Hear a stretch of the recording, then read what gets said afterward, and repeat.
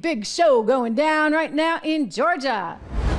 Fani Willis. Oh, poor Fani. So Fani, she was riding high. She was going to take Trump down. This was her big moment in time. And then, apparently all these people that are about to take Trump down, make some kind of, I don't know. I'll keep it clean. Anyway, she took up with somebody she shouldn't have taken up with, a guy that was working for her on the case. And as a result, a Georgia judge is now going to decide whether or not she can actually move forward as the attorney in Georgia. The judge has to decide whether she should be disqualified. I mean, she could even be disbarred over this. This is actually really, really serious.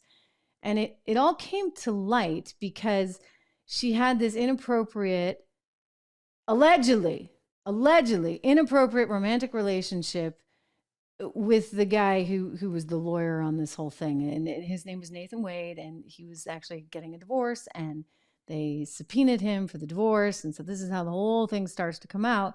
And apparently, you can't have a personal relationship and use company resources, etc., for that personal relationship. And so that is what is being discussed. And the question now becomes, is it serious enough to dismiss the motions seeking her disqualification without a hearing? They're having the hearing, basically. The judge is going to decide whether or not she must be removed from the 2020 election case. I mean, they're going to put someone else on, right? So it's sort of like the devil you know versus the devil you don't know. But this lady, she's kind of, she struggles. I'm just going to say she struggles because she apparently got this indictment, right? And the way the indictment works is like the grand jury has to actually indict, and then the judge hands down the indictment, and then she serves it up. I don't know if any of that really happened because, you see, the indictment was all signed, sealed, and delivered before the jury even gave their verdict to the judge. Remember? And then she's like, but this, that, and the other. Here's Fani. I am not an expert on clerks' duties or even administrative duties. I wouldn't know how to work that system, and so I'm not going to speculate. Next question. So it was the clerk's fault.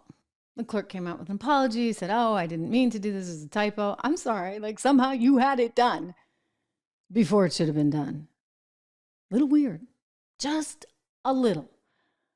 And, her other big claim to fame is she got the mugshot that Donald Trump raised a ton of money off of. I can't remember the latest numbers, but they're stunning how many times this particular photo was seen and shared and retweeted, etc. So they keep trying to go after him. It's almost funny. It's not, because it's frightening, but they keep trying to go after him this way to Sunday, and they keep running into roadblocks. It's like Keystone Cops, but they did get that mugshot, so they're really loving that. And of course, he loves it too, I think. I mean, he doesn't really love it, but let's just say you can make something out of nothing sometimes. And that's a glass half full way of looking at it, which he is. I'll give you a funny story. The very first time I met him was probably when he filed for bankruptcy with his Atlantic City casinos. And I was a young correspondent at a major network doing the evening news thing. And this was a big story. And my producer had called over and gotten this interview.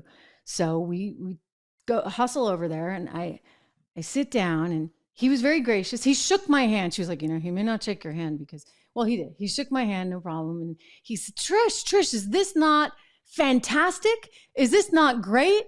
And I'm like, okay, I know I'm new here, but like, really? Like, is this like, it was just so funny to me. Like, he declared bankruptcy, right?